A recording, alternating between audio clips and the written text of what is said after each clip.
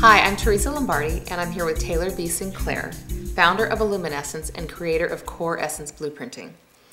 Taylor, what I wanted to talk about today is how living as your authentic self can have an effect on your family dynamics. Essentially, Teresa, there's this core vibrational field that affects our physicality, and it affects the way we see the world.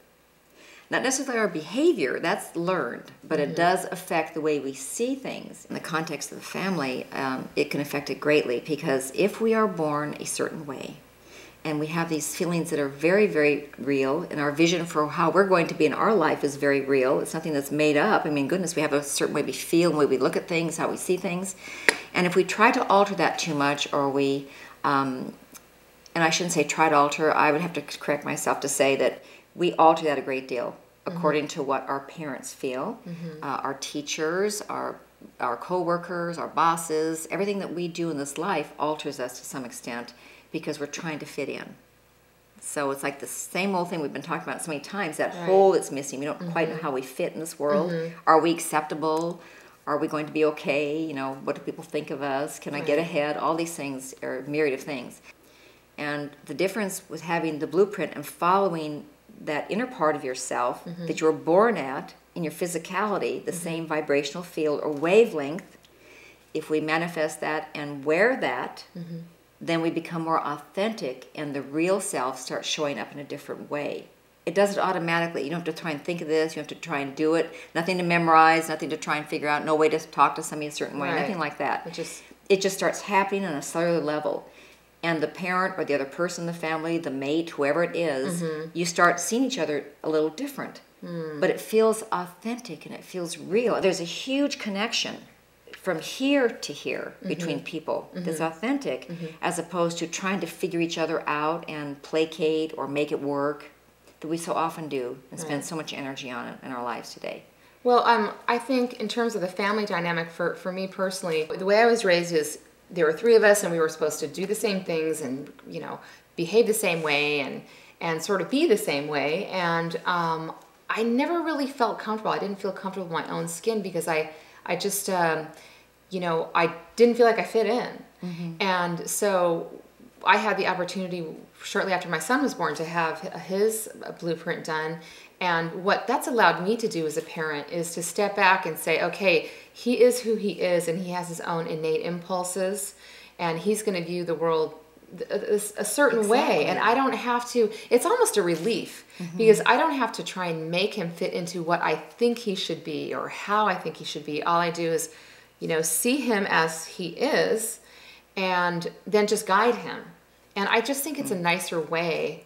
It's a nicer family dynamic. It's a nicer way to be raised.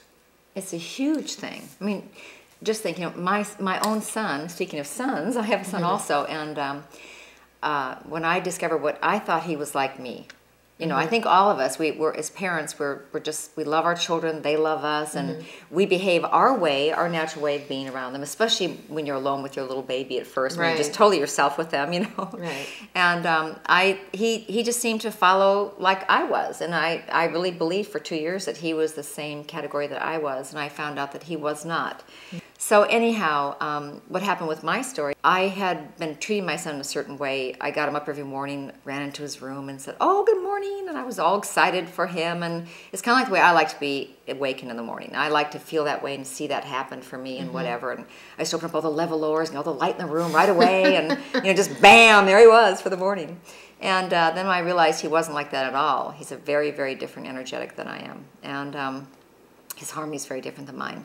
So I actually changed his room overnight. I thought, oh my gosh, I'm ruining my child. What am I doing to my child? Which, you know, is a little exaggerated, but that's how it felt to a mother. You know? And he was just 2 years old then. And I went into his room the next day and said, "Good morning, you little gentleman." And I leaned over his bed, and I didn't open the levelers all the way. I did them partially, because I knew what to do when I realized that I was mistaken about him. And he opened his eyes and looked at me. I'll never forget as long as I live. And he just was like, it's like, he looked so relieved. That really got me on the path, I think, at that point, to really figure this out with families, because what are we doing? It's like we're trying our very best. Right. I mean, it's always what mother isn't our right. father? I mean, we do our Right. very best, but there's no manual. Right. Unfortunately. We kind of work our way through. Yeah.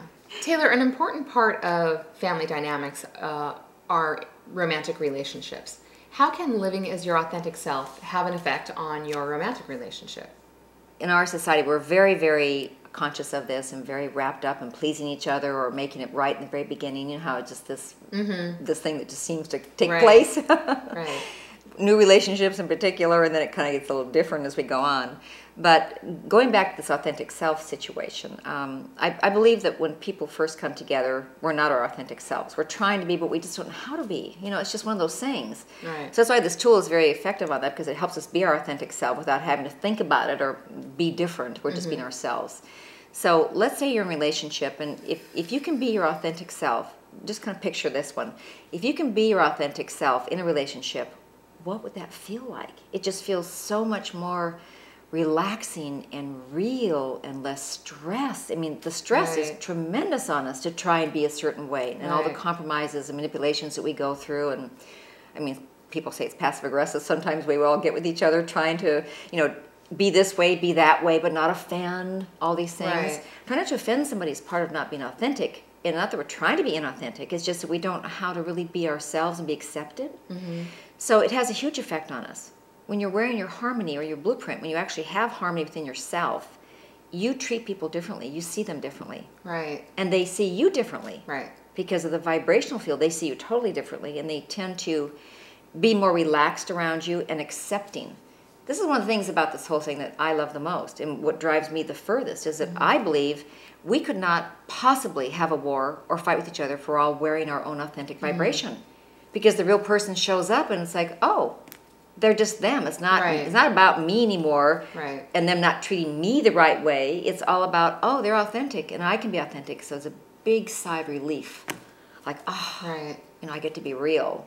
Taylor, I know that you have a lot of stories about how living as your authentic self has had a huge effect in family dynamics. Can you share some of those with us? Well, a couple come to mind, actually. I was just thinking a moment ago. We've actually had twins. We've done quite a few sets of twins over the years. And it's interesting because they're usually not the same blueprint, which is interesting. Fascinating information. But we've had them, they were 40. I'm thinking this particular set of twins were 40 years old. And they came in and they were in one of our classes. And they both ended up just sobbing and crying. They were saying that they had never seen each other in their whole life. Can you imagine? They're from the same No, egg, it's really- and they it's were hard to actually see. It's hard to imagine identicals. that. Yes. Yeah. And here they were in the womb together all their lives, and they said they had never seen each other.